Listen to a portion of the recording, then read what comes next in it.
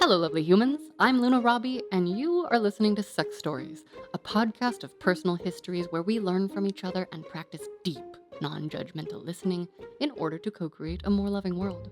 If you want to express your love for this show, you can find ad free episodes on Patreon, get personal with me on OnlyFans, sign up to be a guest, and check out the awesome brands to support our show. Links are in the description below or visit sexstoriespodcast.com. Now, please enjoy this episode. Our guest today is a 39-year-old white bisexual cis female kinky BDSM novice in a monogamous long-term relationship with her high school sweetheart who is a man, and they have been married for 15 years, shifting from vanilla to a subdom dynamic. She is into black lace and leather, mouth sounds and ASMR, ladies with tattoos, sensory play toys, big, strong erections, and is here to share about growing up in Catholic school and being highly sexualized, her experience of power and sexuality in pregnancy and breastfeeding, yoga and bodywork, energies and awakening, and if you listen closely, you might recognize her as the partner to a previous guest on this podcast. An educator, yoga instructor, massage therapist, writer, and artist from the East Coast. Welcome, Rachel. Hello. So glad to be here. I'm so Thank you for happy to having have me, you here. Bio. Oh, this is going to be so good. It's already excellent. Okay, start off by rating yourself on a sexual shame-o-meter, with 10 being the most full of shame and 0 being like, I don't have any. Today, where do you fall right now? Yeah, so thinking of this, I think I'm gonna say that I fall right in the middle out of 5. When I think of a shame-o-meter, honestly, it's growing up Catholic. Yes, there is that kind of like built-in shame that has been ingrained. But I think of it more for myself as like a resistance. Like on a scale of 1 to 10, my resistance is around 5 right now. Okay. And when, if ever, in your lifetime has it squiggled up or down? Like, can you give us a shape of your shame coaster throughout the years? Sure. Yeah. I mean, I was definitely a kid who was super curious about sex from a very young age, and my parents were honest with me and didn't sugarcoat, didn't hide anything, didn't call things by different names. So I was a little bit of an oddball in Catholic school in that sense because I had this knowledge that like nobody else had as like a kindergartner. Yeah. And I told a friend as a kindergartner, and that's when the shame set in, right? Because she told her parents, I got in trouble. And so I think growing up from my like early childhood through, about my middle school years, my shame-o-meter was really high, just living in Catholic school and having that environment all the time. But in my late teen years, early 20s, into early 30s, that was when I really opened up and my shame-o-meter went down a lot. And I think now as a mom and just, approaching kind of midlife age, it wavers a lot. I mean, I'm so hormonal in many, through pregnancies, but also now like perimenopause. Again, it feels like resistance to me more than shame at this point Mm, because that very much determines where I'm at with my sexuality, yeah. just all the different factors. Yeah. Okay. Oh, what a good overview. Okay, tell us now, what is sexy to you? This can be a personal definition and or things you find sexy. Sure. Okay. So again, like first thinking of this, the thing that's the most sexy to me is when people are really comfortable in their own body, or at least when people appear that way, when there's that kind of like relaxed softness or ease. And I think part of that is that I love the way it looks. It's so appealing. It's so, self-confident, and it's something that I have a hard time experiencing myself. So when I see it in other people, it just feels like it sets me both on fire, but also like calms me a bit. And I find that super sexy because then I feel more comfortable. Yeah. But there's so many other things too. That's kind of like the initial all over. This is what makes me feel good. But I think sexy is athletic.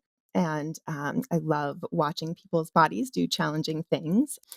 I love just the ease of like a t-shirt and underwear. Like I'm not a super fancy lady. I want to hang out and not care about what we're wearing and just have Totally. it be. Yeah. Like, if Um, we have to have clothes on, I'm like, "Okay." Right, right, exactly, but then also, right, like leather and lace, yes, like, I love that Yeah. too. Yeah, but those are the things that are sexy to me, ease and comfort, but also a little bit of that, like, yeah, like black and, you know. I totally hear that. I also hear in the ease and kind of confidence, comfort, and body zone, it sounds like when you are around someone who is embodying that ease or comfort, even if they're maybe, you know, just looking that way on the outside. Mhm. It sounds like it allows your animal body to kind of relax into the same thing. Did I get that For right? sure. Yeah. Yeah, Yeah, for sure, and I think it's an energetic thing. yeah. I think that ease in your body is ease in yourself, is ease between you and others, you and the world.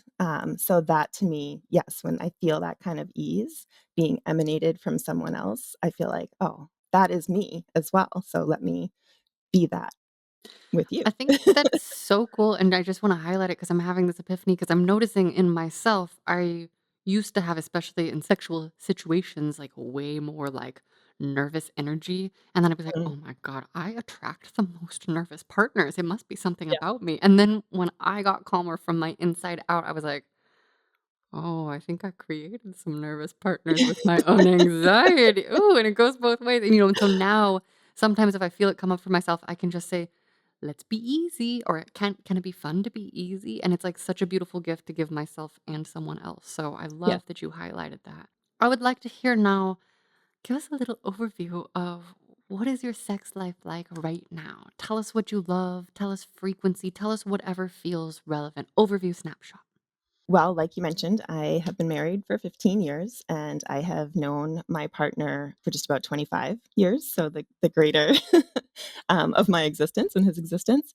And our sex is monogamous right now. And we did go from being a vanilla relationship, although I'll say, like, we were always kind of a spicy vanilla. I don't think we were ever necessarily like just plain vanilla, I love that. vanilla spiked with rum or something, like something good like that. Um, but yeah, just recently, well, I mean, in the past 3 years, I guess, we started to explore, just what a dynamic would be if we were kind of a, daddy dom sub type of relationship. And at first, it was very much his idea, and I had to think about it for a while, but I had enjoyed, leading up to it, our sex was just getting a little bit more playful and a little bit more dynamic and a little bit more kinky. And I had enjoyed all of that. So, where we're at right now, current day snapshot, to go back to the question, is a mix of both, I think. We're at a stage where our dynamic has softened quite a bit and just kind of become a more natural thing between the two of us. And that was largely my request. But it still is there, and we plug into it when it feels appropriate and good, and we have sex at least once a week, if not more. Again, it very much, depends on how I'm feeling, to be honest, like, Yeah. yeah, yeah, and so it's good. I'd say that our sex life is good, I Yeah. yeah. And I hope everyone's sex life has to do with how they're feeling, right? Like I hope so like, too. Yeah, like, for yeah. for all parties involved. And I know that with partners, there can be desire discrepancies, and that creates a whole sort of, conversation. I would love to hear before we dive into sexy details, how do you woo yourself? What does your self-love look like for you? So, yeah, for me, it is very much like getting into my body, doing the things that help my body to feel, relaxed, safe, open. So I love to take, a hot shower or hot bath. I love to swim or sauna or that kind of thing. I'm very into sensory experiences. I have both ends of the spectrum. Like, I'm a sensory seeker and a sensory avoider, and it just depends on what the stimulation is, right? Relatable. I'm Mhm. yeah, yeah, so I'm, very, neurodivergent as well, so I have, that's a whole side of things. Yep, yep. Um, Most but of us kinky people have some, at least some dots on some kinda spectrum, you know what I yeah, mean? Like, yeah, yeah, for sure. But, yeah, so I woo myself by just, doing all the things that I find pleasurable, that make my body feel good. I was never really into masturbation for a long time. I mean, probably not until my, like, late 20s, early 30s did I really start to explore it. But now, yeah, that's one of the ways that I woo myself too. I feel comfortable in it, and that for me feels like a big thing. So, okay, yeah. yeah. And then tell us, how do you love to be wooed? Like, what makes you melt? How do you love to receive love, care, attention, connection? I think exactly that last word that you mentioned is the connection. I very much want connection first before typically, right? Typically, I want connection first.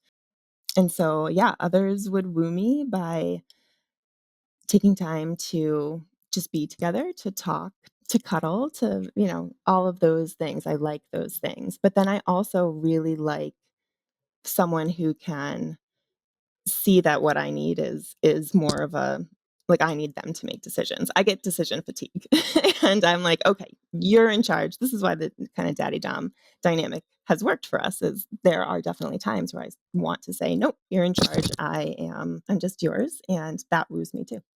Mm, I love that. If you can articulate it, what specific types or flavors of connection do you need before you're ready to get intimate? I know this can look like a lot of different ways, but so maybe give us a smattering.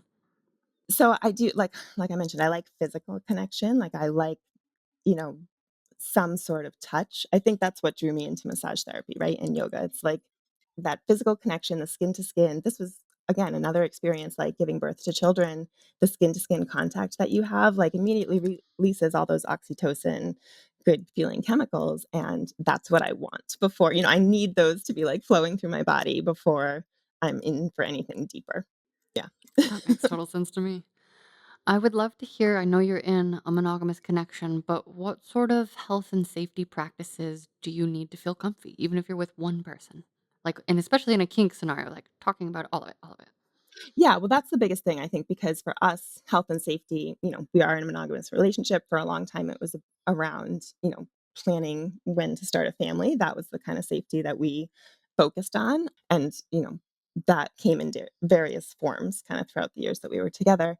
But now it, Wait, it is much wait, more can you about tell us the consent. various forms? Yeah, I sure. love Yeah. timeline. I love hearing like how timelines change. Yeah. Well, so I went on birth control at a very young age, and it happened to be right before Steve and I met. We met in high school. So I was already on birth control and for like acne, like that was the purpose of going on it. But then I was on it for a really long time because we started having sex about 5 months into our relationship. So then it just made sense to keep taking it. Yeah, and then trying to come off of it in order to get pregnant was really difficult. So difficult in the sense that, like, my body had basically from the time of almost puberty until the time of, wanting to child rear, had been in a state of confusion in a sense, Mm. hormonally. So, yeah, so it took some time to, like, get it out of my system and get pregnant. And then I, like, swore it off. I was like, "Never again, never going back to hormone pills for that reason." Yeah. So we had our kids. It was hard to get pregnant the first time, but we were able to do so naturally. The second time, we wound up needing to have an IUI. That was a really difficult period trying to get pregnant for the second time.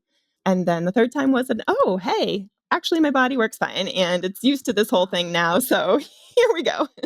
So, Wow. yeah, a great Okay. a great surprise. But after that, my partner said, "Enough's enough. 3 kids is good." So he got a vasectomy, and Yeah. that has made life really, really good and easy because Yeah. we don't have to think about it. Yeah. Oh, I love that. I love that so much. Yeah. And then tell us a little bit about kink wise. What do you play with? What sorts of conversations do you have around safety there? We started off kind of hot and heavy with kink when we first entered into our dynamic. And so there was a lot of discussion. We had the full contract. I mean, we were trying to be in a 24/7 dynamic just because I don't know, why not like go full tilt when you first dive into something, I guess. So we had a lot like written up and discussed and approved in terms of like these are going to be our safe words and this is the limit for me and that's the limit for you and here's how we're going to talk about it if we cross that limit. And then a lot of that, like I said, like kind of softened. Like I felt like that was a bit too restrictive. It was hard for me to remember all of it, to be quite Yeah. honest, right? Like my brain is very fluid and remembering the hard and fast of the things that we had laid out in the contract was just overwhelming for me. So it has shifted into being able to read each other's body language, communicate openly, but also like upfrontly, right? Like we're not going to hide our communication. It's going to come out and we're going to be open with it right away so that we can trust that process of giving consent and feel comfortable that we can give it and take it at any time. Okay. So you and your partner do talk about sex On a normal-ish, I know that's an impossible word, but, like, on a non-contractual sort of day, like, how often or how do you like to talk about sex? It probably comes up, I wanna say almost weekly, like, we have sex weekly and we talk about sex probably almost weekly. Okay. Is it scheduled or is it, like, free flowing? No, yeah, no, not scheduled. It really all depends on what the week looks like, to be honest. Like, logistics-wise, like, I was out until 10:30 last night, and so I'm going home and going to bed, like, immediately, that kinda thing. Like, logistics-wise is part of it, and that feels crazy at times, especially since we grew up like, our sex life was so different when we were growing up having sex than it is now, being married for 15 years. But our conversations, yeah, they happen like, sometimes they happen in the kitchen, or sometimes they happen right before bed, or sometimes they happen in the middle of the night. Like, it's just the dynamic just became something that we did live and breathe, but without all of the shape around it. The Yeah. walls kind of broke down and dissolved, and it just became part of who we were in relationship with each other. Mm. So, yeah, so when we talk about sex, it can sometimes be like, "Are you in the mood? Like, this is what I want. This is what you seem like you want. Are we on the same page?" And sometimes it's about fantasies, and sometimes it's about logistics, and it's everywhere in between, so Wow. Did you have that level of open dialogue before the contractual part? In my brain, in your story, there's, like, a clear moment before and after contract, and I don't know if this is even accurate, but I'm just realizing as I say that, like, was your dialogue always that open? No, no, Okay. definitely not.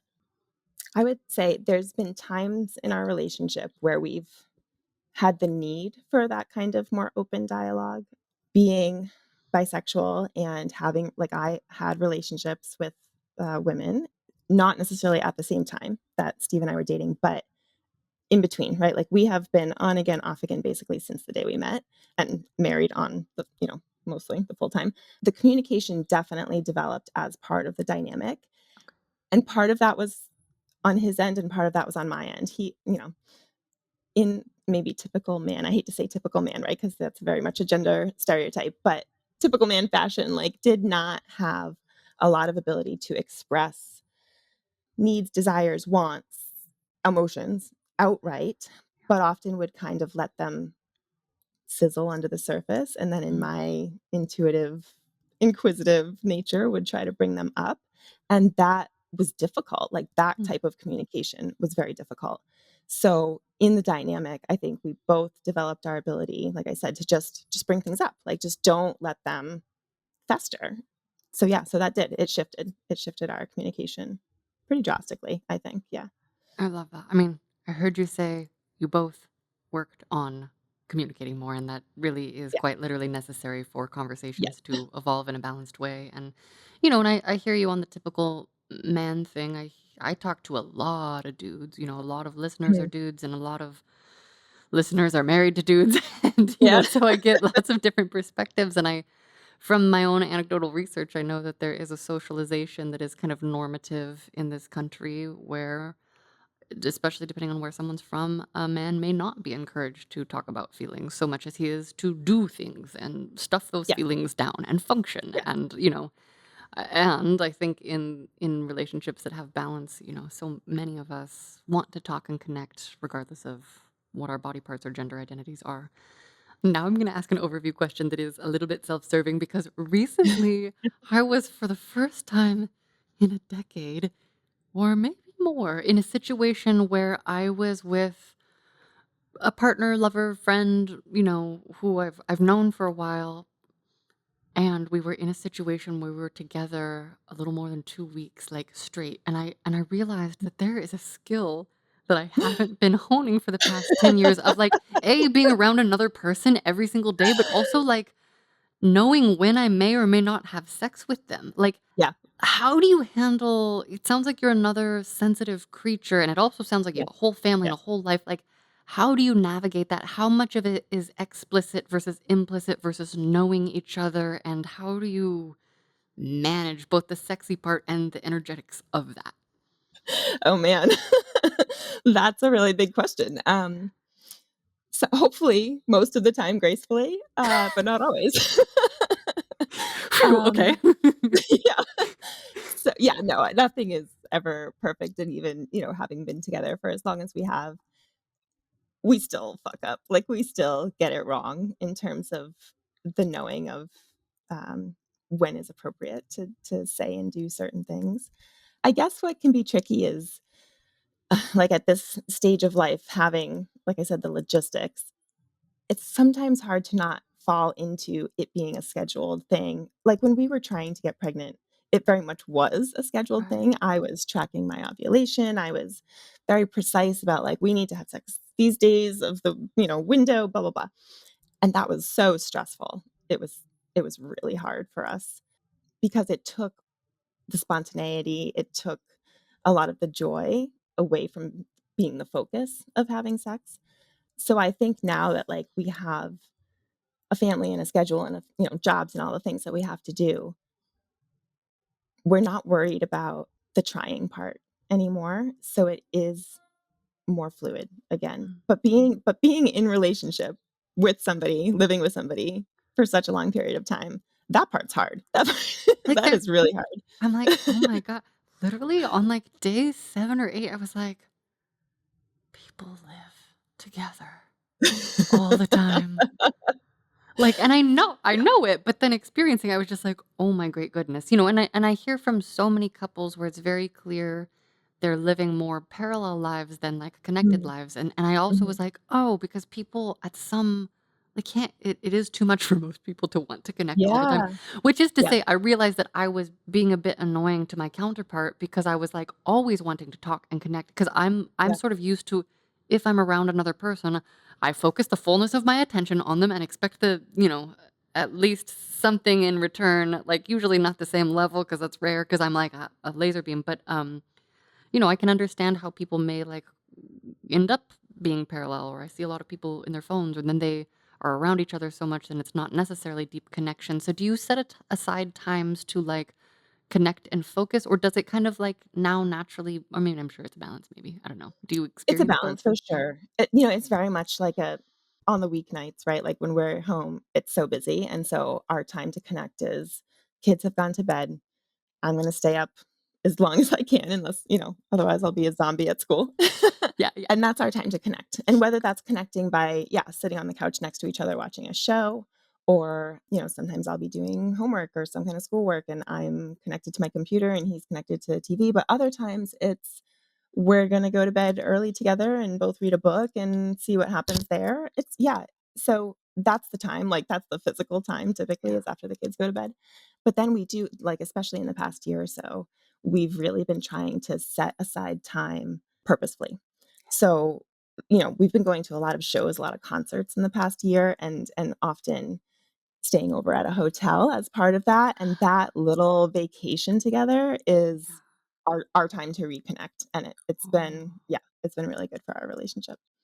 Yeah, for our relationship and for our sex. Yes, yeah. Yeah. 'Cause Yeah. getting out of the house and away from people, like, that definitely feels more freeing and less inhibited, right? So if we wanna do kinky things, oftentimes we're like, "Hey, we're going to a hotel. This is the time to be kinky." And that doesn't always mean that we are, Yeah. actually, because that when we first were doing that, set up this expectation of, like, well, you have to be in the mood because, like, this is the night that we're in the hotel, this is the opportunity. Right. And then if that didn't happen, it was like this huge letdown. Yeah. So, yeah, so we had to adjust there as well. But Totally hear that. Oof. Okay. Okay. I absolutely love making structures and then destroying them when they don't work. And so it sounds like that yeah, is like evolving naturally for you guys. And yeah. I really, really love that. Okay. Let's dive into your learnings. Take us through your personal timeline about how you learned about sex, connection, pleasure, all of it. Starting with when do you first remember hearing about sex? It sounds like you got a sex talk pretty young, but what else do you remember? I did. Yeah, so I got that sex talk pretty young because I asked about it. My parents were, they're from the generation of both being hippies, and I appreciated that I grew up in a house where people felt comfortable to walk around in their own skin, and sometimes that meant, like, I've seen my dad naked, I've seen my mom naked, like, it just like, nakedness was never something that anybody was ashamed of. So I think that opened the, trajectory of, like, "Oh, okay, like, this is acceptable and normal and fine," and so I just heard about this thing, so let me ask about this thing because what is it? Ask me about sex, and so I got again, kind of that response of like, well, this is just normal and this is what it is. And, here's why people do it. And that's that. Yeah. So I really didn't get the shame around it when I then, kind of got in trouble. And I was like, wow, like this seems weird. Like, why are people so against this thing that is so natural and seemingly beautiful? And like, I don't understand. So I spent, those years, I was in Catholic school until I was junior in high school. I think that was when I was finally like, I'm done. But for that time, developmentally, I definitely, learned that sex was in a sense taboo. It was something that was, for the purpose of procreation and expressing your love for your married partner. I mean, my sex education as like a, 6th grader, 7th grader was the parents of one of the like very large Catholic families of our school, with like 13 kids came and mom took the girls and dad took the boys and kind of explained, this is what sex is and it only happens when you're in a married relationship and for the purpose of having kids. And here's how you, put a condom on a banana and here's some deodorant. So Wow. Okay. that was my sex education from my school, at least, which was, yeah. I guess at least there were condoms. Yeah. Yeah. But luckily, like I said, at home, we were not Catholic at home. So my parents never put that kind of shame or sense of taboo on me. So I feel lucky in that sense. But also, always felt very conflicted because I grew up in a city where my drive to school, we went past a strip club. So I would drive past this like, seedy little strip club that had the martini glass with the naked woman kicking her legs like every day. And then I would go, pretty much hang out with nuns because there was still a few nuns at our school. So it was that dichotomy of like being just so free and so open and like sex is, the thing to no, we don't talk about that. We don't talk about sex. That's not that's not what Interesting. nice, yeah, nice girls do. What about your peers? It sounds like you were shamed pretty young on as people grew up. What was it like? And then also, what's the part of Catholic school and sexualization? When you come into like being a sexual being, what I observed was when people came into being sexual beings, shame was placed upon them. And so for myself, I had that dichotomy, but I this is really where the resistance comes, right? Like I put it to the back of my mind and I just, yeah, just didn't tap into it really, Okay. I guess. Because, I saw what was happening with peers on both sides, peers who were being more sexualized and peers who were not, and just how that was all playing out within the dynamics of social interactions, interactions with adults, all of those things. And that was in part like one of the things that I got so fed up with in Catholic school. Because again, like, Catholic schoolgirls are like a stereotype of sexuality, right? Like Yeah. that's a fantasy for all people. And that felt so weird to me. It's like, okay, yes, here we are, like these highly sexualized young people, and yet being told that like we shouldn't have sex, until we're married, or we shouldn't be sexual. So it's like, okay, again, two different messages completely. It's hard not to be confused growing up in that Yeah. kind of a situation. So yeah, and then as a high schooler, I started to really as a middle school, I started to express interest in girls, and that was another whole topic that was I don't know if demonized is the right word, but just again, like people didn't wanna talk about it. People Mm. didn't wanna acknowledge it, thought that I was, kind of weird, and so, yeah. Really? Okay, so were you open with friends about that? And, like, where did you fall on the good girl scale in Yeah. public eye? Like, it sounds like you were, like, Oh, watching this pretty high dichotomy. on the good girl scale. Okay, okay, okay, so you were like, Yeah, "I don't wanna be in the slut category," and also, like, under the surface, and yet you didn't masturbate yet, right? Like, you were still correct. Yeah, I what do you didn't. remember, like, No. why or what was that like, what were your internal private thoughts like? I think I had a lot of internal private fantasies. I have a very imaginative brain. And so I did have different fantasies. I remember I had this, I had a room that was like kind of a closet, but it had a window. So it was a bedroom. And there's a big tree outside of the window. And I used to imagine, and this was, late elementary, early middle. I used to imagine that like somebody was in the tree. Like maybe it was somebody I knew, or maybe it was just some random person, typically male, watching me from outside my window. And that was a turn on for me. Like, being an exhibitionist is a little bit of part of my kink, and it started there. Yeah. Yeah. Yeah. When did you realize that you were also attracted to other ladies? Yeah, so that came about slowly because I think I was attracted to other, girls in middle school, but again, it was so just unheard of, basically. Like, there was nobody else modeling that for me at that time. And then in high school, I had my sister's older than me, and she had, some friends, both lesbians and, gay men, and being able to hang around with that crowd and then just really, rebelling, I think. Like, I just started to rebel against Catholicism, and so that was part of it. That was when I was like, "Yeah, I do like girls," and and, "Oh, well, like, get over it." When did the, like it sounds like there was awareness of turn on and erotic fantasy with the Yeah. voyeurism bits. When did you start to explore your body and how? And, like, Mm. it sounds like masturbation wasn't till later. It also sounds Yeah. like you were dating at some point in your teen years. Like, Well, so what that's the thing. unfolded? Yeah.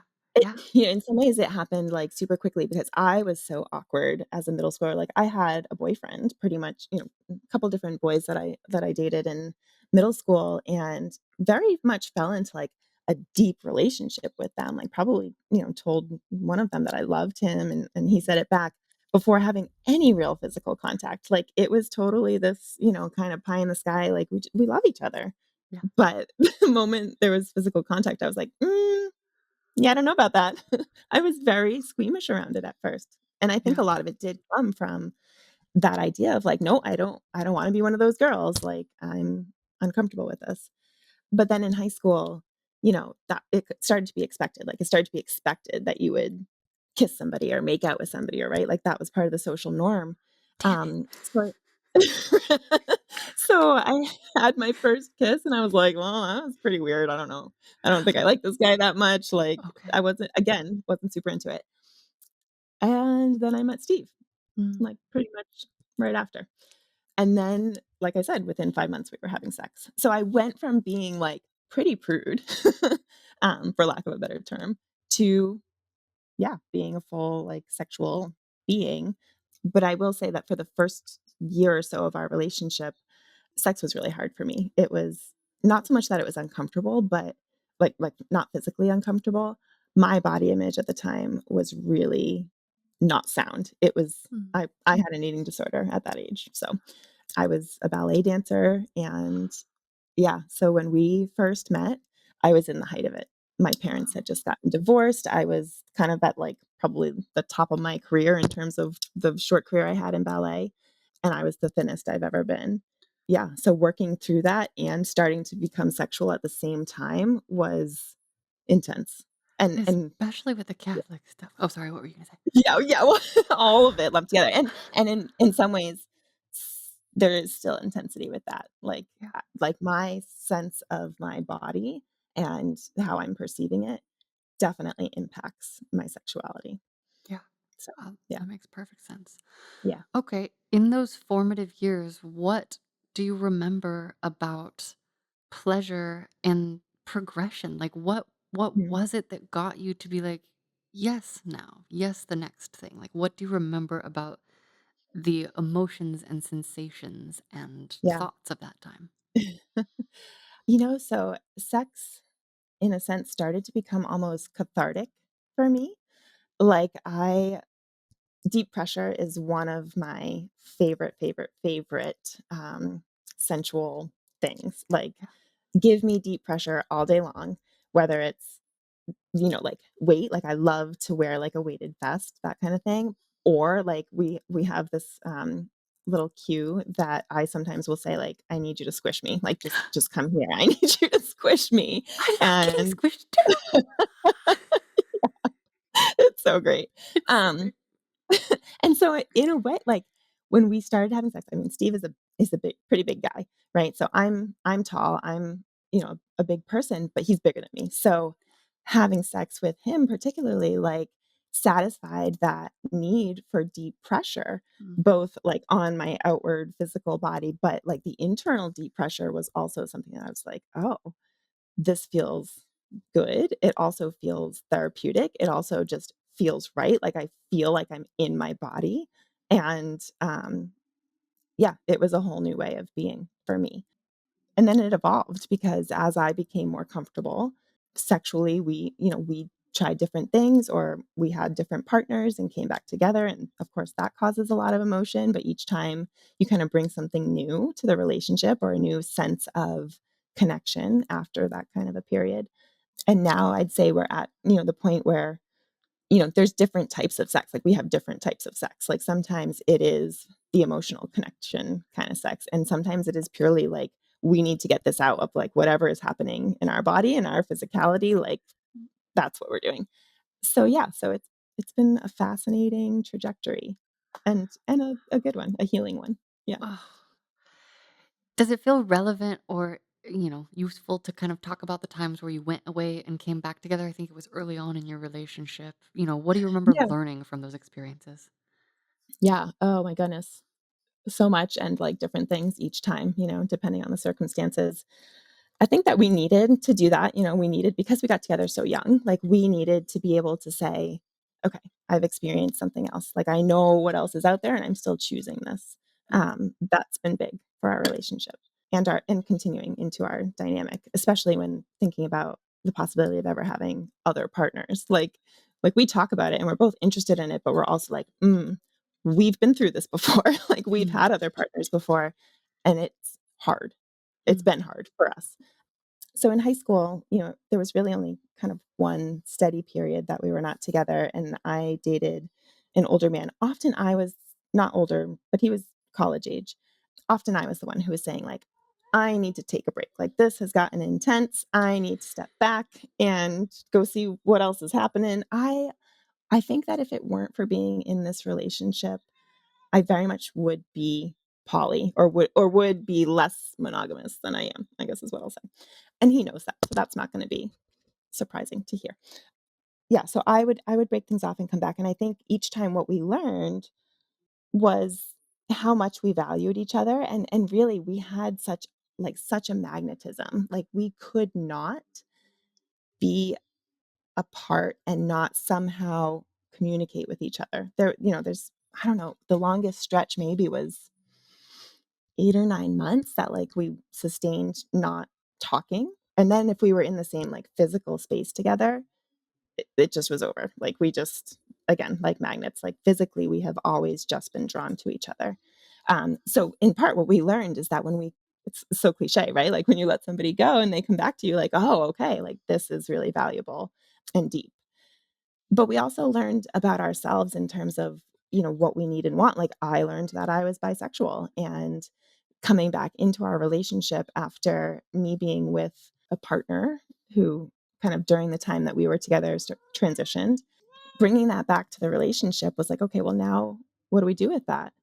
And I think Steve went through a period of time and probably still feels a bit of this today where he said to me, I can't compete with that. Like, I don't have those qualities. So if that's what you want, like I don't know what to do. And I had to sit with the fact of like, well, yes, that is what I want, but I also want this. And yeah. so am I, saying to myself, by choosing this, I can never have that. Like Mhm. that's very much a dynamic in our relationship that we are just kind of holding off on working on like this moment in terms of actively pursuing or discussing anything around that, but we also both know that it's there. You know what I mean? Mhm. It's one of those things that we're like, we will address this at some point if it becomes a relevant thing that we need to address. Okay. Yeah, so coming back together, yeah, it was always good. The coming back together is obviously it's always good. Okay. And then, like, you really have an experience with a partner where you've grown together in so many ways. I would love to hear, like, can you describe the sex of your 20s? And or maybe tell us, how did you start masturbating? And was it because you were just getting laid so much with a partner in a satisfying way that you didn't need to? Like You what wanna know what about my unfolded? masturbation, yes. Oh, yeah. All of I it. know. Yeah, well, so honestly, actually being with somebody, right, being with a person with female parts, right, that's probably what introduced me to, like, penetration by anything other than a penis. Mm, And so I think that's really what kind of started me on the trajectory of exploring myself with anything other than a penis, right? And I'm grateful for that. Like I'm grateful, so being with somebody who wanted to transition, right? We experimented with dildos and strap-ons and all of those fun things. And I was like, oh hey, like this is just as good to me. Well, I'm good with this. And so then I think that opened up a world of just having toys, right? Like, oh, yeah. okay, we have this thing, and I have this thing with my partner, but hey, I could have my own toys too. And so I started to get toys. But I will say that as soon as, I was back together with Steve and he was like, "Oh, okay, like you're this is a thing now, you can do this." He just started gifting me gifting me toys. And so that's been how Nice. it Okay. has kind of started in terms of like being comfortable enough to touch my body in that way. That part of it has taken me longer than like the, Mm, "Hey, let me try out some toys." And I think again, it's very much wrapped into all the things, right? My upbringing, my body image, my mental health, like it's all wrapped up in all of that. But I will say that like once I came into a space, and a lot of this was through doing yoga. When I came into a space where I felt at ease with my body, that's what allowed me to then explore touching my own body and being okay with doing pleasurable things for myself and not for somebody else. mm, That was really a big part of it. mm. That's really big. Can you describe that process for us a little bit and like maybe the timeline over which you experienced it unfolding? Oh, hi, cutie. I know she's like, "I wanna talk too." She's like, hey. Yeah, so the time period. So, my early 20s into really into, like, I mean, I had our first child when I was 28. So, early 20s through about that time, it was small ventures into masturbation and touching myself and playing with toys and feeling like, in some ways I like didn't see the point of it at first because I was like, okay, this feels good, but I had never really had like a true like orgasm that was beyond something I had experienced with just a toy. I very much need both clitoral stimulation and penetration. Yeah. That's what I learned Mm, from being with a female, but also from the journey into masturbating. I need both, and preferably with something very hard, very large, and not overstimulating, right? Like there's that yeah, like sensory balance of like absolutely. I want my clit stimulated, but like not in that kind of like pulsating, like that's too Yeah. much for me. I learned that over the, first couple of years, but I will say like honestly, it's probably been in the last 5 years that it's really come to be something that I want to do. Yeah. I don't know. Just When do you do it? Like, you have a ah, husband and ah. kids and a whole life, so, like, under what circumstances might one in that situation masturbate? Yeah, so actually often it is post having sex with my partner. Mm, mm, I you know, I will oftentimes get off while having sex if there is both this clitoral stimulation and penetration, but I don't get off in the same way as I do with a toy now. So, sometimes if I haven't quite gotten there, I'm like, "All right, well, that's good. Like, you're finished, like, hand me my toy. I'm gonna I'm gonna have some time now." And that's been awesome. I love that actually. And then other times might just be like, honestly, if I'm, like, frustrated or kind of just upset at something, sometimes I'll say, "Okay, I need, like, a moment," and lock my door and let the cat in because she'll be obnoxious if not. Um, and just, like, have my private time. So, yeah, like any of it, like, whenever you can grab a spare moment is yeah. sometimes when you just need to do things in the crazy world of having 3 kids. But yes, but particularly after sex is when I enjoy it most, actually. I love that. Does this feel like a good time in your timeline to talk about pregnancy and breastfeeding? Where to start? Yeah. So, like I said, so it was a little bit of a challenge for us to get pregnant at first, but I was also kind of at the height of my yoga teaching career. So, I had gotten off of birth control. We had decided, yes, okay, we're ready to do this. We had been married for about a year, and then it took time. And I was attracted to other people in my yoga community. And so it was also a tumultuous time in our relationship because of that. So eventually when it did happen, it's funny because I kind of internally laugh to myself and yet also feel really thankful because right before my first two pregnancies, we were almost at a breaking point in our relationship. And it was almost like the idea of ending things somehow opened something up in my body, and my body was like, "Nope, you're gonna get pregnant, and that's gonna prevent you from doing that stupid thing right now." Wow. Yeah. So, I came to be just kind of really fascinated by my body and, the female body in general in terms of, like, how hormones work, like, because it really did feel almost like a light switch of, like, Yeah. you have this sexual energy for somebody else.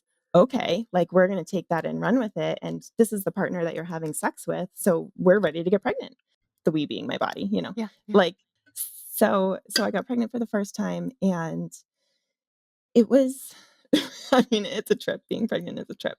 But the physicality of it, like feeling your body expand, feeling this little creature like move around, like I just, it brought me so down into that deep space of my belly and my hips and that's sex, like that's sexual energy. And I think embraced it. Like I felt good in my body. I loved being pregnant. I felt like I have this huge belly, but it's a good thing. Like nobody cares. Like this is accept right. This is socially acceptable for me to be kind of chunky and big bodied. Yeah. And so I embraced it and I was just like, yeah, I feel beautiful. I feel sexual. There's a ton of blood flowing in that direction. So let's have sex all the time. Like it Okay. yeah, yeah. Wow. And then and then you have the actual baby and it's like, "Oh my god, life is crazy." Like Yeah. but I will say, like we went back to having sex pretty quickly after I gave birth. I had 3 natural births. I was really, really lucky and I healed pretty quickly, and yeah, we went right back to having sex, like, within a few weeks of me giving birth. Oh, wow. Okay. Yeah, it's pretty fast. It's pretty Damn. fast. And you had desire, because 'cause I've heard all sorts of different things from people after they have a baby. Okay. Yeah, no, I did, and I think again, like so I had natural births and then I also breastfed. So when you're breastfeeding, those hormones of oxytocin and all the love hormones are just flowing all the time. And so yeah, it just kept me wanting to be in that space of having sex and breastfeeding, sometimes having sex and breastfeeding at the Yeah. same time. Yeah, because we did the whole like co-sleeping thing and everything because that Yeah. just was how we, got through it. Yeah. Yeah. And it was beautiful. It was beautiful, actually, yeah. So I have a lot of memories of that, of just, like, fitting in sex in the middle of the night in between the feedings of the baby and whatever else, and it felt really good. Wow. When in your timeline were you aware that you were into black lace and leather? I mean, pretty much always. Okay. I like I said, I was a dancer, so I grew up in costume, like, Got it. I just love being dressed up and just going all out and, flying my freak flag in many ways. So, yeah, so at a very young age, I was like, "Yep, give me the black mesh leotard that has a little cutout, and I'll wear those pink ballet tights and scoop my little cheeks out a little bit," and then that evolved into, like, "Oh, yeah, those leather boots, like, I definitely like those, like, kinda punkish leather boots," and it all kind of built from there. I used to wear chokers and things like that because again, I grew up in the, early 2000s and that was the style. But it also was kind of empowering because it was a way that I could be kind of slutty without actually being slutty, right? Yeah. So Yeah. Wow. yeah, so I embraced it. I loved it. But yeah, but it evolved for sure. Like I would dabble in it as a teenager and then I lived in New York City for a little while, so that was also kind of a fun time of like dabbling in it a bit more. And then once we started to go into dynamic, I would we had like a whip and like a leather whip and a choker kind of dog collar type necklace and different corsets and all that I had because I loved dress like that for parties and especially Halloween and things like that. There's a great memory of like one Halloween I dressed as whatever that is, and Steve dressed as an old woman. Like we went to a party together. And did you have sex during or after? After, yeah, after. I Yeah. love that you had sex with your old woman husband. I and that wasn't a one-time thing. Like we did that sometimes. That was actually it's probably started when we were about 15. We went trick-or-treating kind of for the last time, in our late teenage years. You're not really supposed to trick or treat anymore, and we didn't have costumes, but we swapped clothes. And that was our first like cross-dresser experience. We just took it from there. That's so fun. And then in relationship to having kids, when did your dynamic evolve? Like, what has the timeline of that been like? Yeah. Well, so that's again, like, I said right before having my two oldest, we were at a breaking point just before I got pregnant. And a lot of that was because of communication. So whether it was communication about, attractions and sexual feelings towards others, or communication about like how we were feeling in our relationship, or how we were changing, that was a big piece of it too. Like we were going through pretty transformative years developmentally. Your 20s are, they're pretty major. And we had a hard time navigating the open communication at that point. So I think our dynamic, it almost became a necessity. So after I had my Mm, second, we did go to couples therapy for a little while because we were that, kind of close to calling it quits, and that helped to open up conversation. And then my my middle child was about 2 years old, and it was like the cycle was starting to repeat a little bit. It was, the my wandering eye or my feelings, my insecurity around what, he's not telling me that his wandering eye is doing, right? Like we had a lot of that in our relationship, a lot of jealousy mm, through our teen and early 20s. And I think in part that came from, because we did go on breaks and date other people. So it just kind of like there was always that question of like, well, do you really want to be with somebody else? Do you want to be with me? Where do we stand? Right. Even yeah. though we had that magnetism and always kept coming back to each other, we couldn't quite trust that we were like really in it.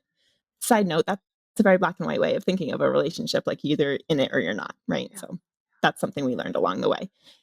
But after my second, yeah, we had couples therapy, and just before I got pregnant with my third, kind of, unplanned, we had started to play around with a few kink things, and he was starting to mention that that was kind of, what he wanted for kind of the next stage in our relationship. And I was at a point where I was like, okay, yeah, I can get behind that. Like we're out of the infant baby stage, and so that feels good.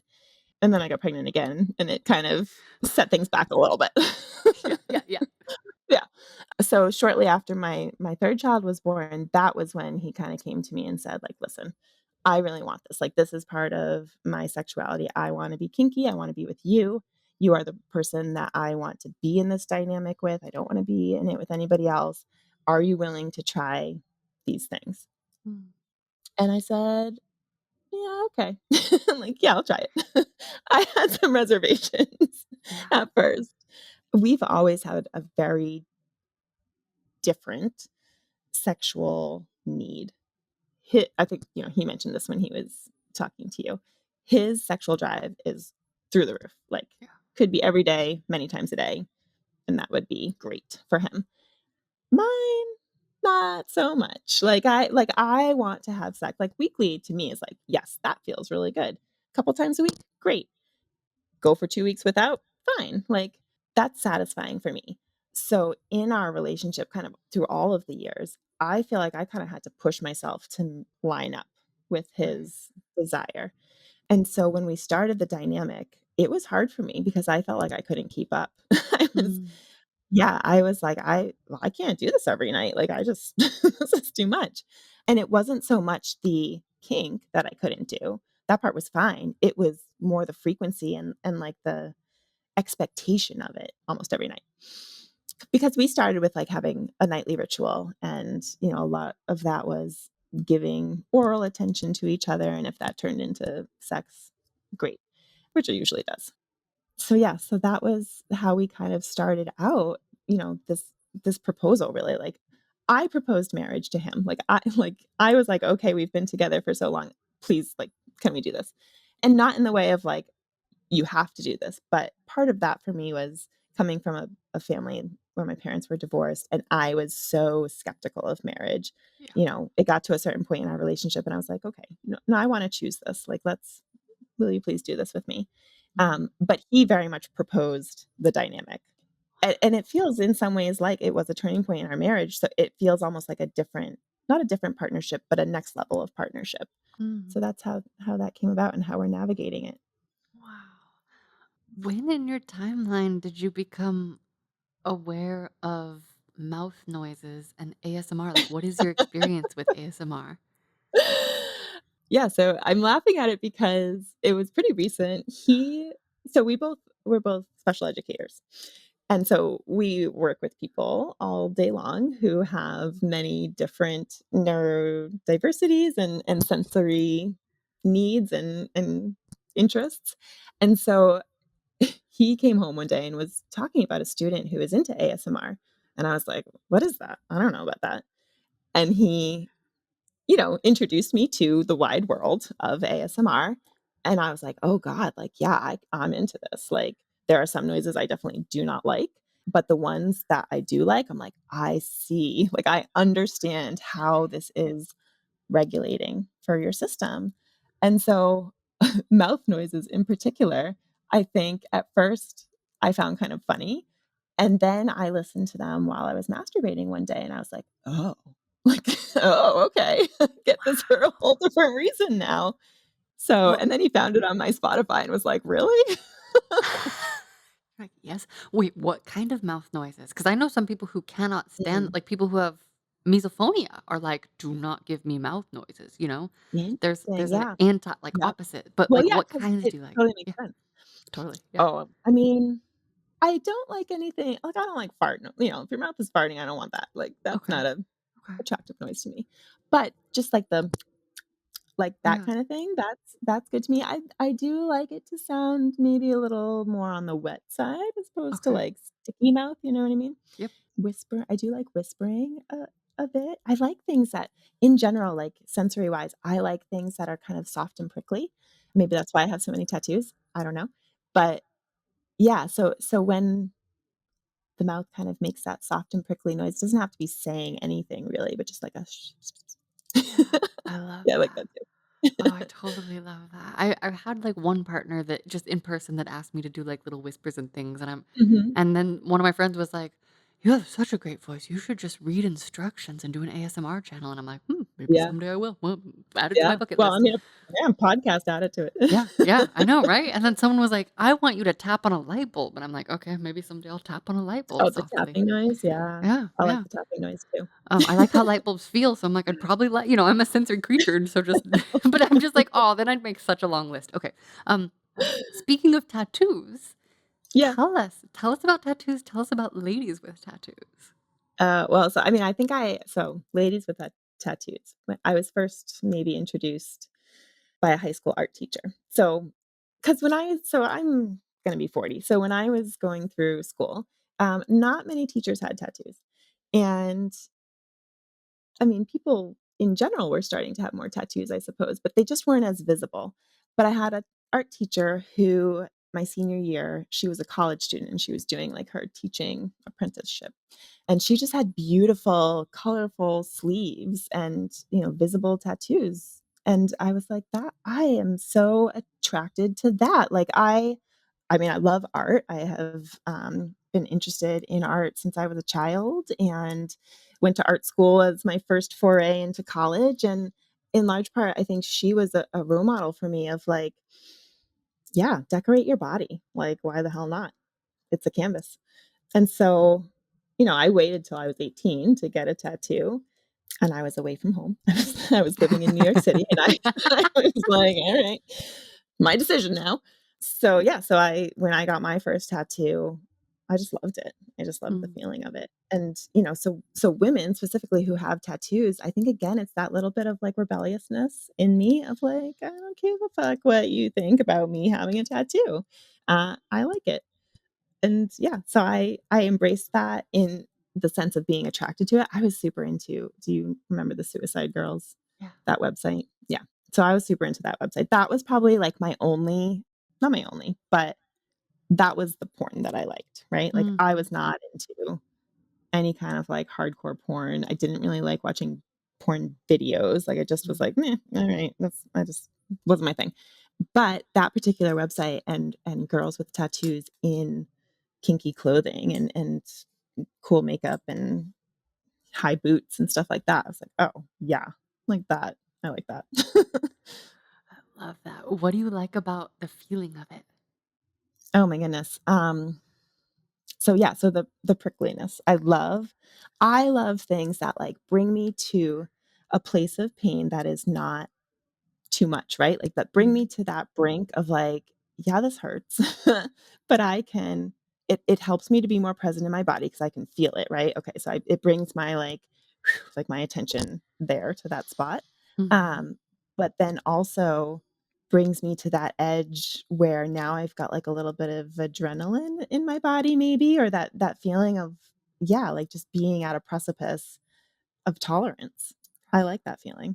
Oh, yeah. And I like to breathe into that feeling, and I like to kind of practice the mind, calm down and control of staying present with a sensation like that. So I just kept Mm. going back as soon as, as much as I could afford to. Yeah, yeah. What other sensations in your dynamic have you experienced Mhm. and enjoyed or pleasure pained? And also, does your rebellious Mhm. streak show up in your dynamic at all? Oh, yeah. Oh, yeah. Okay. Yeah, tell us It's about been that. well, okay, so I'll say just and I'll come back to it. It's been hard to be a sub because I Mm. am kind of bratty, and we've Okay. we've talked about how, like, I have a need to be bratty, but I don't like to be planned bratty. I just wanna be bratty when I need to be bratty, like, Yeah. I don't know, but I'll come Like back a to that. true brat. But, like right? Like, yeah. You're gonna tell me what to do? When to do it? No. But sensation-wise, what have we played with? So, definitely, like spanking, that was probably the first thing because I've always liked, my ass to be grabbed or handled or anything like that. I did find, and this maybe is from pregnancy too, like the deep pressure specifically on the hips, like my Mhm. sacrum, my lower back, like that hip squeeze. I was like, oh my God, I could have that all day long. And so that kind of just continued and progressed into, well, yeah, I can be spanked. Like it's almost the same thing, like, but different. The deep pressure, the, like, being held, like, holding of wrists or holding of, some part of the body, which I do. I like that. We've played with ropes. We did, like, a course on, tying, and we're into that for a little while, but honestly, it was, like, time consuming. Mhm. Like, it's just time consuming. It really is. Yeah, yeah. Yeah. So we put that to the side for a little while for now. We have one of those little toys that is like the wheel with the little Mhm. pin pricky things. I love that. Oh, yeah. And so, yeah, so we'll incorporate those things, honestly, not often. The things that you can just do with your hands, yes, often. Yeah. The things that are more like you gotta bring a feather with you or this with you, we do that less so. But I just really like that feeling of, like, being smacked, but again, like, I have the limit, like, as soon as I reach my limit, like, I don't want it anymore, stop doing it, you Mm. know? It's that precipice of, like, I can enjoy this pain versus, no, now I can't experience anything else because this pain is too much. Yeah. It's been so interesting and such a, like, mind I've had to have, like, some reckonings with, like, feminism and, like, the experience of trauma and how a dynamic can bring that up. Mm. That's also been just kind of like a sticking point for me in all of this. So, when we're playing and it gets to that level of pushing past that, pleasurable pain, line, that has at times sent me into uh, kind of a trauma response. Mhm. Um, so it's been interesting. That's again been part of like the open communication of like, okay, like that crossed the line. Like I didn't know it was going to cross the line, but it did. And so in that moment, right, we have to say, okay, pause. So yeah, so the pain play has been it's been a whole journey, like, the physical aspect of it, but, like, the internal mental aspect of it is huge, and we're still in it, like, I feel like I am still very much, grappling with what is the right amount and Mm, that the right amount changes, right, from day to day, and why is it bringing up all these feelings in me? And having to kind of take those feelings and really examine them pretty deeply. mm. So, Wow. yeah. It's an excavation. Is there anything else we haven't talked about? Like, what else have you learned about yourself through this dynamic? Um, I think whether it's through this dynamic or also just kind of through aging, I've learned to be better at. I'm not great at it or perfect by any means at it. Just being better at asking for what I need, asking for what I want, and also saying no Mhm. and and dealing with all the feelings that that brings up. I was a perfection. am a perfectionist. I'm a recovering perfectionist, and saying no to somebody, right? Like, feeling like I'm gonna disappoint them in some way, that's really hard for Yeah. me, and that has come up again and again in this dynamic. So I've learned to be able to express my needs and wants on both the, "Yes, I want this," and, "No, I don't want this, actually." Yeah. So that's been the biggest thing. That's the biggest learning I think It's I've huge. had through this whole experience. And the part that has to do with our relationship and how we communicate, yes, that's been wonderful and magical, but I feel like, yes, the deeper work is more about what I'm learning about myself and my own the limits and the desires, like, just the balance of those 2 things and how to navigate, expressing what those are to other Yeah, people absolutely. and knowing them. Yeah. Are there any turn-ons you have or turn-offs that we haven't mentioned yet? A turn on that I don't think I mentioned, something that I find is very sexy is, like, well-built upper bodies, like, that is a turn on for me, whether it's a female or a male body. Like, shoulders, like, give me basketball players all day long, give me rock climbers, like, yeah. That is a huge turn on for me. Yeah. I love that. What do you like about it? Is it, like, looking at the muscles, touching the what gets you going there? Not even the touching so much, Okay, like, okay. yeah, not so Just much the touching. I appreciating. mean, I will say that, like, massaging somebody like, that is enjoyable, because I'm fascinated by the body, so, like, seeing, like, the intricacy of muscles on somebody who is really well defined, and then being able to touch that, like, again, it's like a sensory, almost like Play-Doh, right? Like, I'm just gonna feel what that is all like. So yeah, so it is the touching part, but more so it's the thought of, like, I want those arms to be wrapped around me, like, I wanna feel that squeeze, like, give me Yeah, that squeeze, and yeah. then what does that lead to, you know? So I think that's what the turn on is. Love that. What about fantasies? Do you have any fantasies? Yeah, I do. So it's funny because I feel like sometimes I want my fantasies to stay in my head as fantasies, but Mhm. I'm happy to, like, express them and share them. I just don't know that I Totally. ever would really wanna act them out, right? I'm So so glad you said that because it's very normal. Like, it's very, yeah, very normal to have, like, a turn on from a thing that is, like, and a fantasy can be different from something I actually am curious to try, and then I definitely know some people who have tried some fantasies and they're like, "Mm, I like it better as a fantasy," and both are valid, both are valuable, and it's all yeah. welcome. Yeah, so I will say that I am definitely interested. I've had multiple partners at one point when I was dating the person who was transitioning. We had a third partner for a very little while, and I did not love it. I didn't really like it. But it is a fantasy for me to have 2 male partners. And yeah, it's something that we've talked about. Steve and I have talked about it in our relationship, and we're both in agreement that it's, like, not a thing for right now, but maybe someday. Mm, And I don't know that I want that someday to come, like I'm saying, like, I don't know, maybe it's just better as a fantasy, yeah, but yeah, it's in the maybe zone. I totally hear that. Totally Yeah. hear that. What about your hopes for your sex life going forward, maybe more in general? Like, how do you hope to unfold from here? Yeah. Oh, I mean, I'm like I think, because my 40th birthday is coming up, I am like, I want to live an awesome, active, sexy life, like, I kinda yeah, at that whole, like, you stop giving all the fucks, like, I think it's really happening. I'm like, "Oh my god, it's really happening." Like, I don't give Yes. as many fucks anymore. Congratulations. So I'm like, yeah, so I just wanna explore. Yeah. I want to pursue pleasure. Like, I think that's something, pleasure has always been this thing that felt kind of elusive to me and sometimes wrong, like, from my upbringing and whatnot.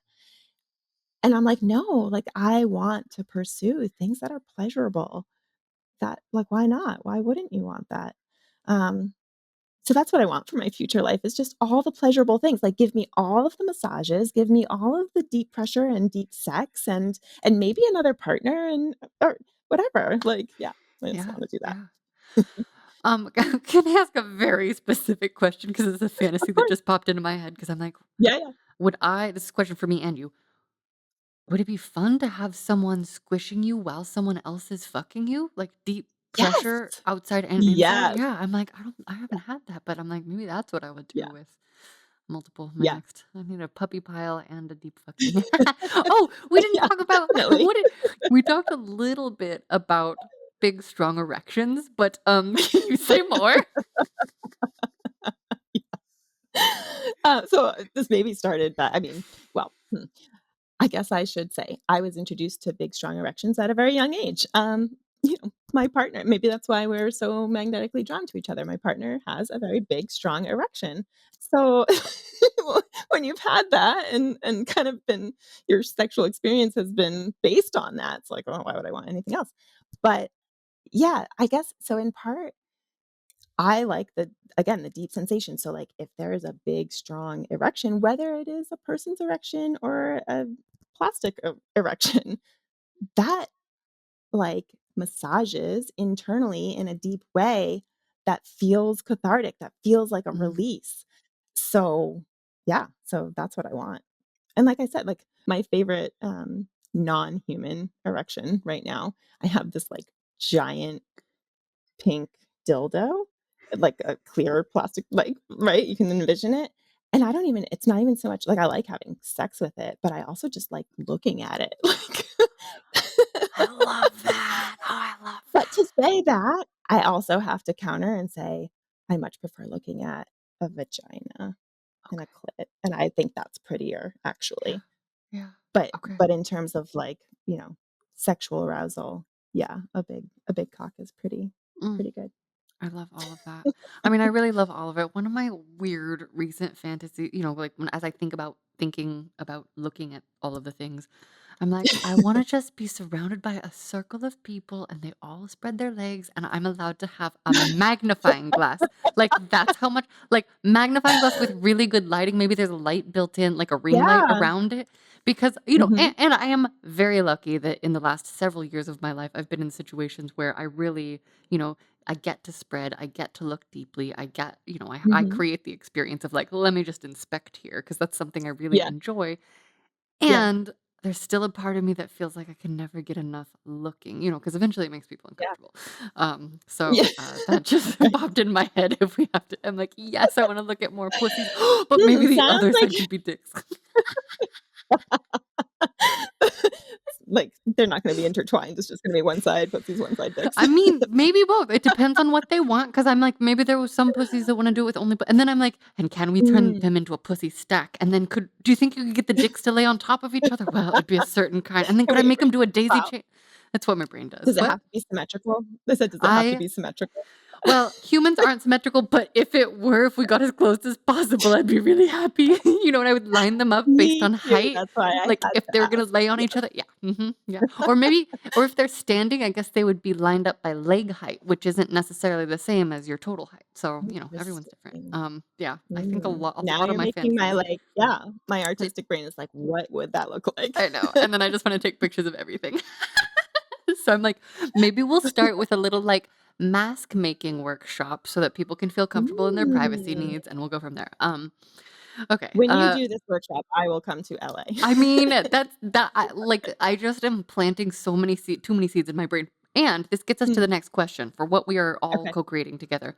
If you suddenly had an unlimited budget to build your own personal pleasure palace, what elements would you have in it and who would be invited?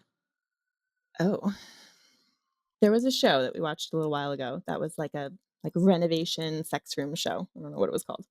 And so I've thought about this before. I want one of those, like, not really a chair, it's like a lounge, can get fucked in any position and it's gonna be supported and wonderful. One of those chairs, black leather, of course. I do like things like so I'm looking around my room, like, as I'm Yeah. saying this because, like, we do have certain elements in here that I love. So we have, like, a bar on the wall that, Steve made that can be held onto, and so you can kind of, like, stretch and get fucked and, Mm. steady yourself, those types of things. We have one of the ceiling hooks for a swing, and that was really fun, and then my daughter started playing in it all the time, and I was like, "This is a little strange." We're gonna put it in her room for a little while. So we had, like, a yoga stretch thing, Uh-huh, uh-huh. and we would keep it up high, and she would play with it, and I was like, "She's gonna fall and break her head. Just put it in her room, put it lower." So, yeah, so there's certain things that similarly, like, I really love dressing up like a cat, like, I love being feline, and that was a huge part of our, like, early dynamic as well, and then my daughter started dressing up like a cat, Damn. meowing a Damn. lot. We were like, "Okay." We're like, "No, okay." Oh, goodness. So, yeah, so things have to shift and change, but, Yeah. yeah, so I would have definitely I did like the swing, the loungy chair that pulls to the X thing was, like, intriguing where you're, like, splayed out, like, that's intriguing. Yeah. It feels a little scary to me. Mm, I mm, don't know why, it's just yeah, so, like, vulnerable. yeah. Um, and then all the, like, fun sensory toys, like, all of the fun sensory toys. And who would I invite to it? I mean, obviously, I would invite my partner, but also maybe I wouldn't invite my partner sometimes. I don't know. That would be Yeah. have if we're inviting multiple people, like, that would be something we'd Oh, have and to work out. you're allowed to invite different people on different days, and you're allowed to invite them for Oh, different purposes. There's some people that can be perfect. watchers only, maybe some people that only you watch. I don't know, like it's endless Yeah, possibilities, literally. endless possibilities. Oh my goodness.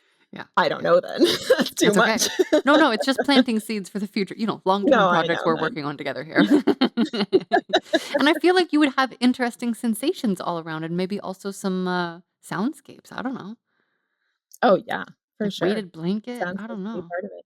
Yeah. Oh, absolutely, yeah, we've got the weighted blanket, oh my god. I mean, I when I was building, like, my yoga massage business, like, that was my favorite part of it was creating the whole experience. The room, the lighting, the fabrics, like, everything about it. I love creating sensory rooms and sensory spaces. Mm, I do it I'm a teacher, so I try to do it in my classroom to the degree that I can and have it right. be a learning environment still. That's one thing I've found is, like, you can have all the juicy, nice sensory things, but then kids sometimes just wanna, like, chill out and not doing anything or not do anything, so it's like, "Okay, well, it's gonna take Yeah. some of the comfort away." So You sit in a desk now. Um, but yeah. Oh, yeah. Yeah, I would have so much fun creating spaces like that and inviting all the people to them. So good. Anything about your sex and or connection and or love life that we haven't mentioned yet that feels needing to be mentioned to get a complete picture?